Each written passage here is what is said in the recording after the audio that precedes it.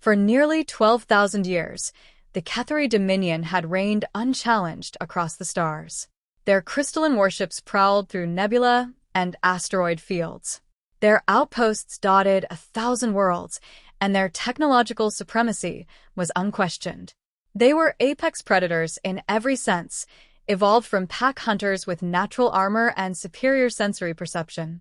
They had conquered their home planet before most species had discovered fire. Their society was built on conquest. Their biotechnology had advanced to near-magical levels.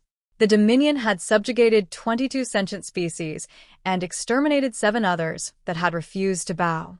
The remaining members of the galactic community either paid tribute or kept to the shadows, careful never to draw Cathari attention. This was the established order of the Milky Way, until humanity stumbled onto the cosmic stage. Earth had managed interplanetary colonization for nearly a century before the breakthrough. Dr. Marcus Webb, working from a research station on Titan, cracked the code for stable wormhole creation. His discovery transformed humanity's reach overnight. Within a decade, colony ships were pushing beyond Sol, establishing footholds on distant worlds. The exodus was driven by necessity as much as ambition. Earth's resources had dwindled for centuries. Humanity needed room to breathe. The High Command of the Cathari Dominion first learned of humans through routine surveillance. A scout ship detected unusual energy signatures from a small blue planet in an unremarkable solar system. Initial observations classified humans as primitive bipeds with rudimentary technology, hardly worth the Dominion's attention. The report was filed away and forgotten. 20 years later, Supreme Commander Thrax received a disturbing update. The primitives had somehow developed faster than light travel and established colonies on 17 worlds. More concerning, they had made contact with the Aldorans, a vassal species who paid tribute to the Dominion. These humans reproduce and expand like parasites, hissed Subcommand of X, displaying holographic star charts showing human expansion. They must be contained before they become problematic. Thrax's 6 eyes narrowed. His crystalline mandibles tapped against the command throne. Send an envoy to their leadership. Explain their place in the natural order. If they submit, they may continue to exist under our guidance. The Cathari diplomatic vessel emerged near Earth's moon without warning.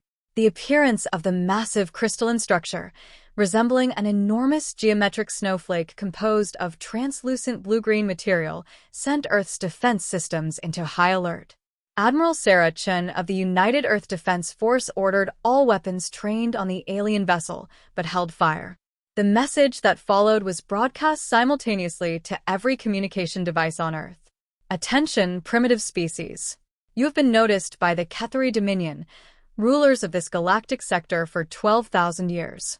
Your recent expansion violates established territorial boundaries. You will cease all expansion activities immediately. Representatives will arrive within 1 lunar cycle to discuss the terms of your submission and tribute requirements. Resistance is inadvisable. Civilizations far more advanced than yours have been erased for such folly. The transmission ended as abruptly as it had begun. The Cathari ship vanished, leaving humanity in stunned silence. The United Earth Council convened an emergency session. Representatives from Mars, the Jovian moons, and the outer colonies participated virtually. The debate raged for days. Some advocated immediate compliance to avoid confrontation with a clearly superior force. Others argued for resistance at any cost. Admiral Sarah Chun addressed the council with characteristic bluntness. We don't know their capabilities, but their arrogance tells us something important. They've never faced serious opposition. That makes them predictable. We've spent our entire history fighting ourselves. If nothing else, humans know how to wage war. In the end, the council decided on a third option. Earth would appear to negotiate while secretly preparing for conflict. Colony ships would continue their expansion, but with military escorts and improved stealth capabilities. 3 weeks later, the Cathari returned. This time, their vessel was escorted by 2 smaller crystalline ships. Earth's representatives, led by Ambassador James Morrison, met with the aliens aboard an orbital platform. The Cathari envoy, diplomatic overseer Xoth, stood nearly 3 meters tall. His exoskeleton gleamed iridescent blue under the station's lights, and multiple limbs moved with unsettling grace. When he spoke, his mandibles clicked rhythmically. "Your species has potential as servants," Xoth announced through a translator. "Submit to sterilization protocols for 70% of your population. Surrender all technological developments. Provide annually increasing resource tributes. In exchange, the remaining humans may continue to exist under Ketheri protection." Ambassador Morrison maintained his composure. "We appreciate your offer, but humanity values its independence. Perhaps we could discuss a mutual non-interference agreement instead." The Ketheri's reaction was immediate. His exoskeleton flushed deep crimson, and he rose to his full height. "There is no negotiation. You exist at our sufferance. You have one Earth rotation to respond with full compliance, or we will demonstrate our resolve." After the Ketheri delegation departed, Admiral Chun implemented Operation Broken Shield. Earth's defenses were bolstered, but more importantly, civilian evacuation protocols were activated. If the Ketheri attacked Earth, humanity would survive elsewhere. True to their word, the Ketheri returned the next day. When Ambassador Morrison transmitted humanity's refusal to submit, the alien vessels positioned themselves in high orbit and began charging weapon systems. The crystalline ships emitted pulses of blinding energy that sliced through Earth's first defensive line like paper. What happened next surprised everyone, especially the Ketheri. Hidden within Neptune's rings, the experimental destroyer UES Thermopylae activated its wormhole drive. The ship materialized directly behind the largest Ketheri vessel and launched its experimental payload, quantum lock projectiles, designed to penetrate energy shields by existing partially outside normal spacetime. The Ketheri flagship's crystalline structure shattered spectacularly. Fragments spun away in Earth's gravity well. The two remaining ships immediately redirected their attack toward the Thermopylae, but Captain Elena Vasquez had anticipated this.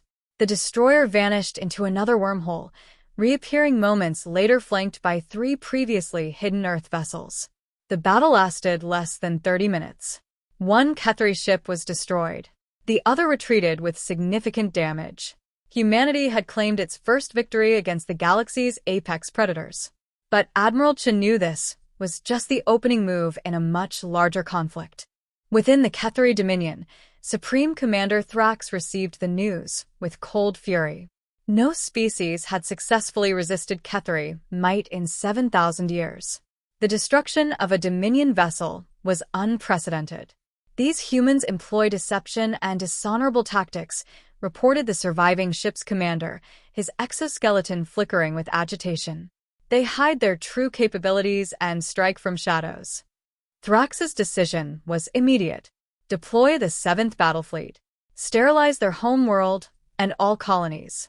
These vermin must be exterminated before their infection spreads. Unbeknownst to the Ketheri, human quantum communication arrays had intercepted and decoded their transmissions. Humanity had precious little time to prepare for an overwhelming force. The 7th Battle Fleet comprised over 300 vessels, each more powerful than the ships they had faced at Earth. Dr. Marcus Webb, now overseeing military applications of his wormhole technology, proposed a desperate plan to the United Earth Council. "We can't match their firepower," he said, his face illuminated by holographic displays showing Ketheri fleet formations. "But we don't need to.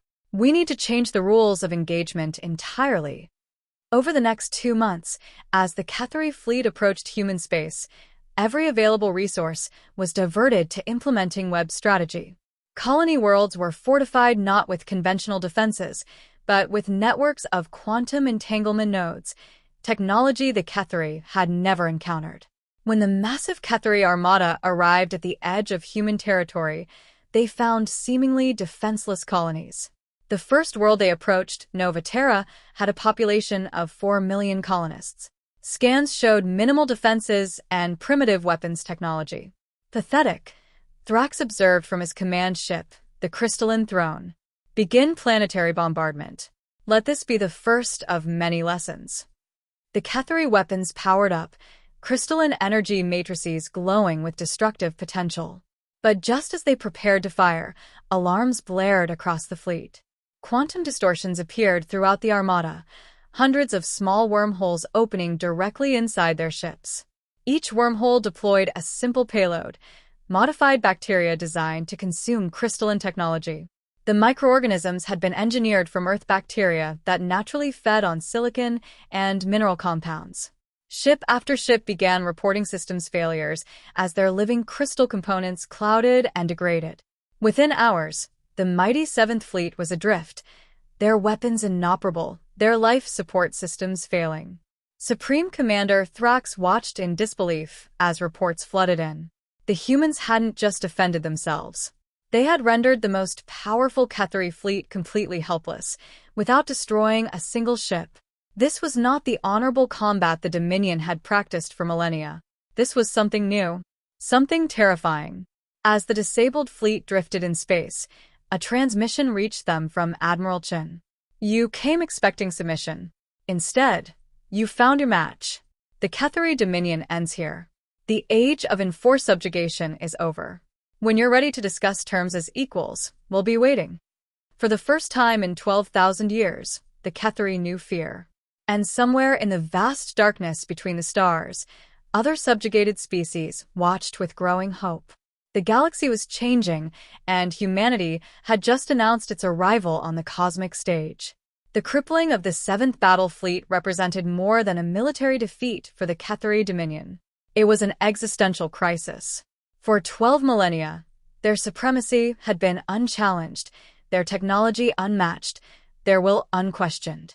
In the span of a single engagement, humans had not only survived but had rendered their mighty armada useless.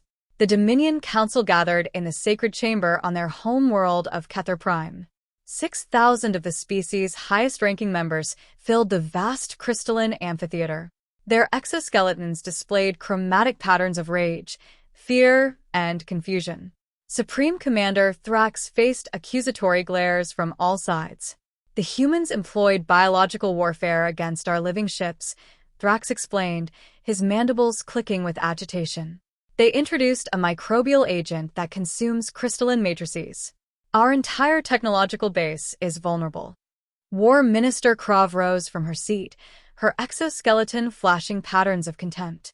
"Your failure is unprecedented. You underestimated a species that barely learned to split the atom a few centuries ago. This humiliation cannot stand." "The humans are unlike any species we have encountered," Thrax countered. "They do not fight with honor or predictability. They adapt at an alarming rate and employ deception as their primary tactic." High Elder Zulkarth, the oldest of the Cathari present, moved slowly to the center of the chamber. The council fell silent. Zulkarth had witnessed the conquest of 15 species during his 6,000-year lifespan. "We have grown complacent," the ancient Cathari announced, his voice barely above a whisper, yet carrying throughout the chamber. "For too long, we have relied on the same tactics, the same technology, the same assumptions of superiority. These humans present not just a threat but an opportunity to evolve or to perish." After 3 days of heated debate, the council reached a decision. The Cathari would not retreat. They would adapt. They would overcome. They would annihilate humanity with overwhelming force. But first, they would need to develop countermeasures against human technology.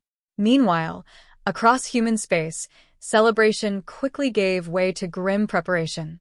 Admiral Chun addressed a joint session of the United Earth Council. "Make no mistake. We have won a battle, not the war. The Cathari control thousands of worlds and possess resources we can barely comprehend. They will return, and they will adapt to our tactics." Dr. Marcus Webb agreed. "The bacteria we engineered was effective because it was unexpected. We caught them by surprise, but they will develop countermeasures. We need new advantages." Over the next 6 months, humanity consolidated its position. The disabled Cathari ships were studied extensively, providing invaluable insights into their biotechnology. Diplomatic overtures were made to other species previously subjugated by the Dominion. Several, including the Aldorans and the insectoid Skal, cautiously pledged support against their former oppressors. Most significantly, Dr. Webb's team made a breakthrough discovery while examining Cathari neural technology. The aliens' crystalline computing systems operated on principles similar to human quantum computing, but utilized natural biological processes that had evolved over millions of years. Their technological advantage comes from their biology, Webb explained to the Council. But this same biology creates a fundamental limitation in how they process information. Their neural pathways follow rigid crystalline structures, efficient but inflexible. Human neurons, by contrast, form new connections constantly. We think differently. We adapt faster. This insight led to the development of what would later be called the Cognitive Warfare Protocol, a method of transmitting information patterns specifically designed to disrupt Cathari thought processes. In essence, it was a weaponized paradox, exploiting the rigid nature of Cathari cognition. 8 months after their first encounter with humanity, the Cathari launched their counterattack. This time, they came prepared. Their ships had been modified with non-crystalline components resistant to human bacterial agents. Their weapons had been calibrated to detect and counteract wormhole formations. Most importantly, they brought numbers. Over 1,000 warships, divided into 5 attack groups, targeted critical human colonies. Admiral Chun had anticipated the strategy. Rather than attempting to defend every colony, human forces concentrated on key strategic locations. Essential populations had been evacuated to hidden facilities deep within uninhabited systems. What awaited the Cathari were heavily automated defenses and a series of traps. The first Cathari attack group encountered minimal resistance at the colony of New Eden. Puzzled by the lack of defenses, they initiated orbital bombardment protocols. As their weapons charged, hundreds of small drones concealed in the planet's debris field activated.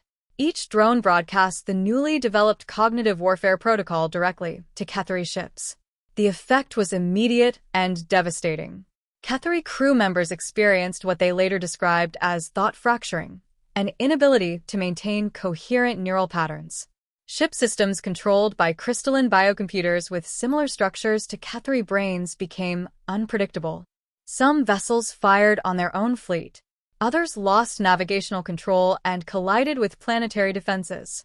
War Minister Krav, leading the second attack group, recognized the danger immediately. "Cease all reception of external signals," she commanded.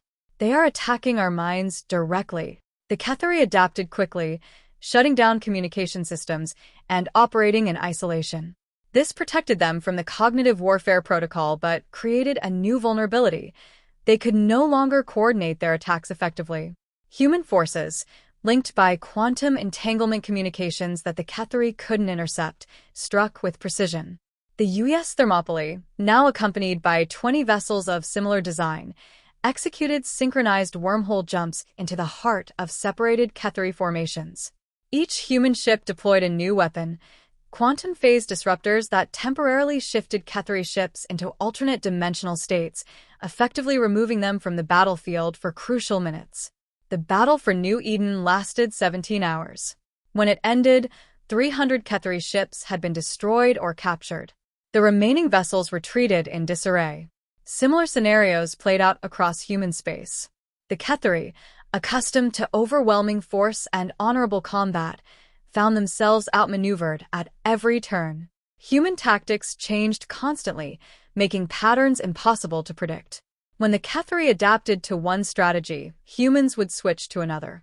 The conflict reached its climax at the Battle of Proxima Centauri, humanity's oldest extrasolar colony.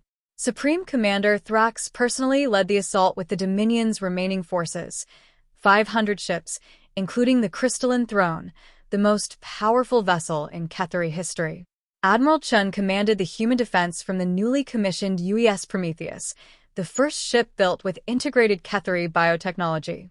The vessel represented a fusion of human innovation and alien organic computing, a symbol of humanity's ability to adapt and incorporate new ideas. Before the battle began, Chun opened a direct channel to the Cathari commander. "Supreme Commander Thrax, this conflict can end today. We have no desire to destroy your civilization. We ask only for recognition of human sovereignty and the freedom of all sentient species to determine their own future." Thrax's response was transmitted across all frequencies. "The natural order cannot be subverted. The strong command. The weak obey. This is the law of the universe. Perhaps, Chen replied, but you're about to learn that strength takes many forms. What followed was the largest space battle in recorded galactic history. The Ketheri attacked with perfect coordination, their tactics refined by 12,000 years of warfare. Human forces responded with controlled chaos, unpredictable maneuvers, decoy ships, false signatures, and constantly shifting formations.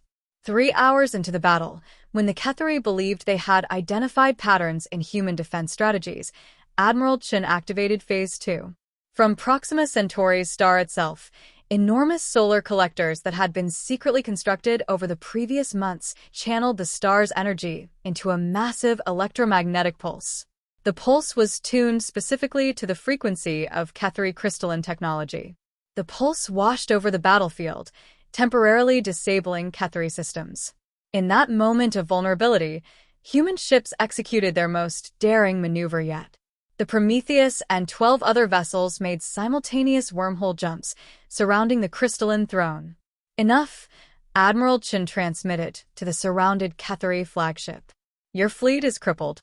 Your strategies have failed. How many more of your people will die for pride? For long moments, there was silence. Then, slowly, the crystalline throne's weapons powered down. Across the battlefield, remaining Ketheri vessels followed suit. Supreme Commander Thrax's voice came through the communication channel, subdued but dignified. In 12,000 years of dominion, no species has accomplished what yours has done today. Perhaps the natural order is more complex than we understood. The Treaty of Proxima, signed 3 weeks later, forever changed the power structure of the galaxy. The Ketheri Dominion became the Ketheri Confederation, releasing its subjugated worlds to self-governance. A galactic council was established with representatives from all sentient species, including the formerly oppressed. In the aftermath, as human and Ketheri scientists began cautious collaboration, Dr. Marcus Webb made perhaps the most important discovery of all. Studying Ketheri historical records, he found evidence that the aliens hadn't always been conquerors. Their rigid hierarchical society was not their natural state, but an evolutionary response to a catastrophic war in their distant past. Their crystalline biology had adapted to prioritize order and control. They became what they needed to be to survive, he explained to Admiral Chen as they stood in the newly constructed Galactic Council chamber. Just as we became what we needed to be, adaptable, creative, unpredictable. Chen gazed out at the stars visible through the chamber's transparent dome. Do you think they'll change now? After 12,000 years of dominance. Webb smiled. They're already changing. Their younger generation is asking questions, exploring possibilities their elders never considered. They're learning from us, just as we're learning from them. And the other species? The ones they subjugated for millennia? They're watching us, Webb said. How we handle victory will define humanity's place in the galaxy far more than how we fought the war. In the years that followed, the prediction proved accurate. Humanity's refusal to become the new oppressors, to repeat the cycle of dominance that had characterized galactic politics for thousands of years, earned respect across the stars. Human adaptability and innovation spread throughout the galaxy, not through conquest, but through cooperation and exchange. On Kether Prime, in the Great Archive, a new crystal was added to the historical record, one that told the story of the species that had challenged the Dominion and created a new path forward. The final inscription, recorded in both Ketheri crystal patterns and human language, read simply, "The true apex predator is not the strongest or the most ruthless, but the one who can change." Across the galaxy, in countless ships bearing the flags of newly independent worlds, captains charted courses to unexplored regions. They carried with them the most powerful weapon ever discovered, the ability to adapt, to innovate, and to imagine new possibilities. The age of the Ketheri had ended. The age of collaboration had begun. The signing of the Treaty of Proxima did not end the story. It began a new chapter, one that no one, human or Ketheri, had fully anticipated. Admiral Sarah Chen stood before the newly formed Galactic Council, her uniform bearing no medals, no decorations. She had refused them all. We did not win because we were stronger, she told the assembled delegates from 43 species. We won because we were willing to change. That willingness must continue. The Cathari Confederation, humbled but not broken, sent its own representatives. Among them was a young Cathari named Vkar, barely 200 years old by his species reckoning. His exoskeleton bore none of the deep crimson patterns of the warrior caste. Instead, it shimmered with pale gold, the mark of the scholar class, long suppressed under the old dominion. I have studied your history, Vkar said to Chun after the session. Your wars, your genocides, your near extinctions. You were once like us. Chun nodded. We were worse. We killed each other by the millions over religion, over resources, over the color of our skin. We are not proud of it, but we learned from it. That is what terrifies my people most, Vkar admitted. Not your weapons, not your tactics, your ability to change. We have been the same for 12,000 years. You have reinvented yourselves 100 times in the same span. What do you want, Vkar? He was silent for a moment. Then, I want my people to learn how to change. Before it is too late, deep in the uncharted void between galaxies, something ancient stirred. Dr. Alara Vance, chief astronomer aboard the Deep Space Observatory Event Horizon, was the first to notice the anomaly. The data appeared on her screens at 3:47 a.m. ship time, a gravitational ripple moving faster than light, originating from beyond the galactic rim. She stared at the numbers, running the calculations 3 times. Impossible, she whispered. What is? Asked her assistant, a young Cathari scientist named Stan. He had been part of the exchange program, one of the first to work alongside humans. The ripple. It's not natural. It's directed. Stan's exoskeleton paled. Directed by what? I don't know, but it's heading toward the galactic core. And it's accelerating. She sent the data to Admiral Chun. The reply came within minutes. Confirmed. Multiple observatories reporting same phenomenon. Return to Earth immediately. All exchange personnel recalled. On Kether Prime, High Elder Zolkarth received the news in his private chambers. He was nearly 7,000 years old, the oldest living Cathari, the last who remembered the time before the Dominion. He had been a young warrior when the ancient enemy was defeated. The enemy that had forced his people to become conquerors. The enemy that had been sealed away, they believed, for eternity. The message crystal glowed with urgent crimson light. Zolkarth touched it with trembling mandibles. The seal is breaking. He closed all 6 eyes. For the first time in millennia, the High Elder prayed. Admiral Chun convened an emergency meeting. Present were Dr. Marcus Webb, Captain Elena Vasquez of the Thermopylae, Ambassador James Morrison, and Vkar representing the Cathari Confederation. Also present, via hologram, was High Elder Zolkarth. The ripple is a call, Zolkarth said, his ancient voice heavy. A summons. Something is coming through. Something my people thought we had destroyed 10,000 years ago. What's something? Chun demanded. Zolkarth's exoskeleton cycled through colors Chun had never seen, patterns that did not belong to any known Cathari emotional register. These were older, primal, the colors of terror. We called them the Unmade. They existed before the galaxy formed. They are not alive, in any way you understand. They are absence. Void given form. Our ancestors discovered them in the deep dark, and the discovery nearly annihilated us. We became conquerors because we learned that the only way to survive was to control everything around us, to leave no empty space where the unmade could enter. And this seal? Webb asked. We built it from our own crystalline biology, sacrificed 1,000 of our greatest minds to power it. It has held for 10,000 years. Zolkarth paused. It is failing now, and we do not know how to rebuild it. The room was silent. Outside the station's viewport, the stars seemed colder than before. How long? Chun asked. At the current acceleration? 40 standard days. Perhaps less. Chun looked at Webb. Can we fight something that is not alive? Webb's face was pale. I don't know. We've never tried. Then we better learn. Chun turned to Vkar. Your people sealed them once. You will help us seal them again. Vkar's gold-shimmering exoskeleton flared with unexpected colors, determination, hope, fear, all mixing in patterns no human had ever seen. My people will help, he said. But you must understand. The unmade are not merely an enemy. They are the reason we became what we were. They shaped us. And now, they are returning. Then we will face them together, Chun said. Human and Ketheri. Not as conqueror and conquered. As something new. She looked around the room, at the humans who had defied an empire, at the Ketheri who had dared to change, at the stars that might soon be consumed by ancient darkness. We have 40 days, she said. Let's make them count. 40 days. That was all the time they had.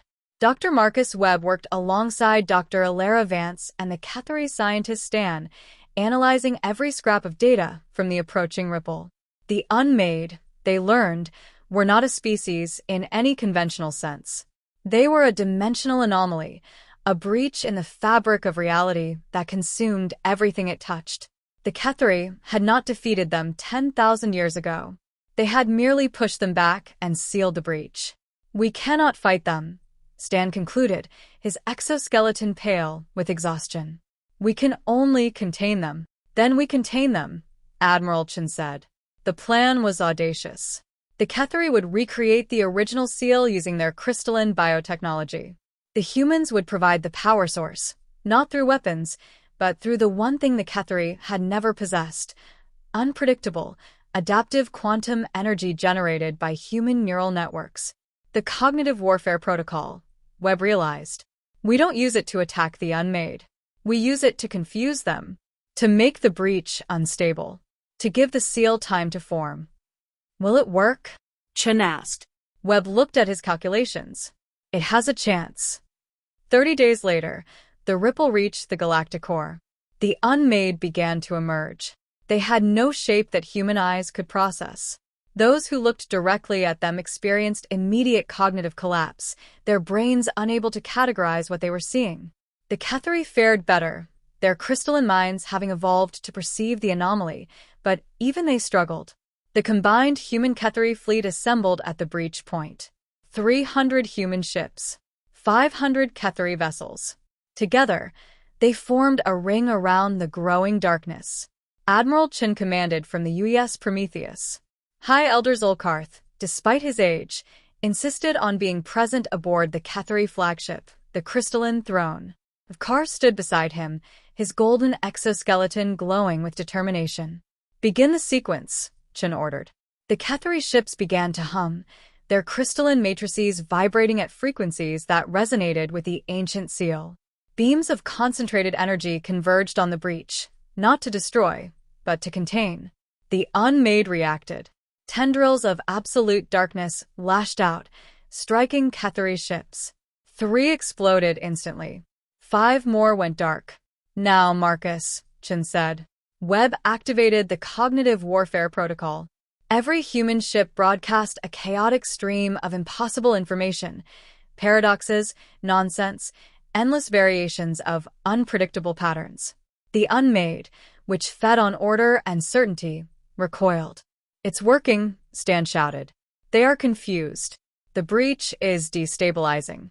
But the darkness was vast, ancient, hungry. It pushed back. The crystalline throne shuddered. Cracks appeared along its hull. High Elder Zolkarth stood at the center of the bridge, his ancient eyes fixed on the breach.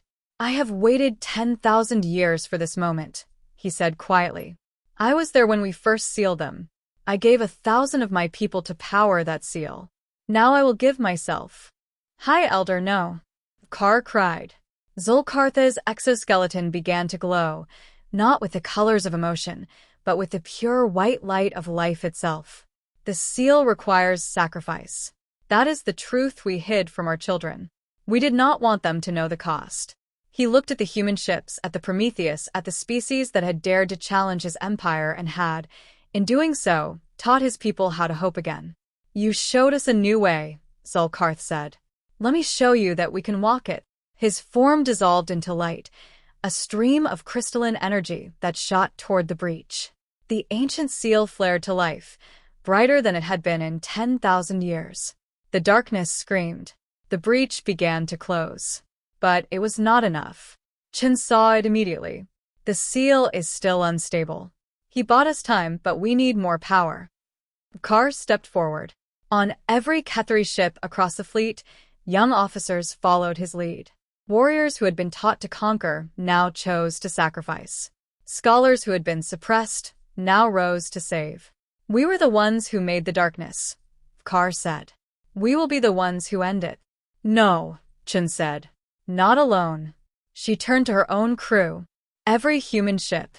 Channel your quantum signatures into the seal. Give them everything. But Admiral, Webb protested, that could kill us. Our neural patterns. Marcus. We have spent our entire history fighting each other. Fighting the universe. Fighting to survive. Today we fight for something else. We fight to build. She opened the fleet-wide channel. To every human in this fleet. To every Ketheri who has chosen a different path. To every species watching from the shadows, hoping that this time, the darkness will lose. Today we do not fight for victory. We fight for the future. For the children who will never know the unmade. For the galaxy that deserves a chance. She paused. Give them everything. The human ships glowed, not with weapons fire, but with the raw, chaotic, beautiful energy of human consciousness. Every thought, every dream, every fear, every hope poured into the seal. The Ketheri followed, their crystalline minds joining the chorus. The breach shattered. The darkness screamed one final time. And then, silence. The unmade were gone. The seal held. And the fleet, human and Ketheri alike, drifted in the quiet, exhausted, diminished, but alive. 1 year later, the Galactic Council erected a new monument at the site of the breach. It was made of crystal and steel, Ketheri and human materials fused together. Inscribed upon it were the names of every being who had given their life to seal the darkness. High Elder Zolkartha's name was first. Carr, who had survived but lost his golden color, now shimmered with a strange new pattern, a mix of Ketheri and human neural signatures. He had been changed by the event. They all had. He stood beside Admiral Chen at the dedication ceremony. They asked me why I helped you, he said. Why my people helped you. After everything we had done to yours. What did you tell them? I told them the truth. You taught us that strength is not the ability to dominate. It is the courage to change. We are still learning. But we are learning together. Chen looked at the monument, at the names, at the stars that were finally, peacefully quiet. That is enough, she said. That has always been enough. She turned away from the monument and walked toward the Prometheus. Behind her, the galaxy was healing. Ahead of her, there was work to do. The age of conquest had ended. The age of collaboration had begun. And somewhere in the vast darkness, the unmade were gone. Not destroyed, but contained. Kept at bay by the one thing they could not consume. Hope. The monument stood at the edge of the galactic core, where the darkness had nearly consumed everything. It was not grand. It was not beautiful in any conventional way. 2 pillars, one of crystalline Ketheri growth, one of forged human steel, rose side by side, fused at the apex into something neither species could have created alone. Between them, a perpetual light glowed. Energy from both species intertwined, keeping the seal strong. I visited it once, years after the battle. The silence there was different from the silence of empty space. It was the silence of peace. Hard-won, fragile, precious. Admiral Sarah Chen retired 6 months after the seal was completed. She bought a small house on the coast of Nova Scotia, overlooking the Atlantic. She grew tomatoes. She learned to paint. She never spoke about the war unless asked, and when asked, she kept her answers short. We did what had to be done, she would say. Then we did what had to be done next. That's all. Dr. Marcus Webb returned to his research station on Titan. He never worked on weapons again. His focus shifted entirely to peaceful applications of wormhole technology, instant transportation, deep space exploration, medical evacuation. He said the universe was vast enough that humanity would never need to fight over it. There was room for everyone. Captain Elena Vasquez commanded the Thermopylae for another decade, then accepted a position at the New Galactic Academy. She taught young officers from a dozen species. Her most famous lecture was titled, "The Battle of New Eden: How We Won by Refusing to Fight Fair." Cadets from former enemy nations sat in her classroom, took notes, and asked questions. She answered every one. Vkar, the young Ketheri scholar who had helped save his people from themselves, became the first non-human instructor at the same academy. His course, Cognitive Flexibility: What Humans Can Teach Us About Change. It was the most popular class on campus. The Ketheri Confederation, freed from the weight of its Dominion past, underwent a transformation that no outside observer could have predicted. They did not abandon their crystalline biology. They leaned into it, but in new ways. Their art, once rigid and mathematical, exploded into organic, flowing forms. Their music, once strictly harmonic, embraced dissonance and improvisation. They were learning to be unpredictable. They were learning to be human. And the other species? The ones the Ketheri had subjugated for millennia? They did not forget. They could not forget. But many of them chose a different path than revenge. The Alderaans built schools. The Skal established medical centers. One by one, the oppressed became architects of a new galactic order. The Council grew. 43 species at the signing. 71 by the end of the decade. Over 100 in my lifetime. Each new member brought something unique. A way of thinking, a way of being, a way of solving problems that no one else had considered. Humanity did not rule the galaxy. Humanity did not want to rule the galaxy. What humanity wanted, it turned out, was simpler. Neighbors who did not want to kill them. Friends who understood that strength and kindness were not opposites. A future where children did not have to learn what war meant. I think about Admiral Chen sometimes. About the weight she carried. About the way she smiled at the end, watching the waves, her tomatoes ripening in the sun. She had seen the worst the galaxy could offer. She had helped build something better. Before she died, I asked her if she had any regrets. She was quiet for a long time.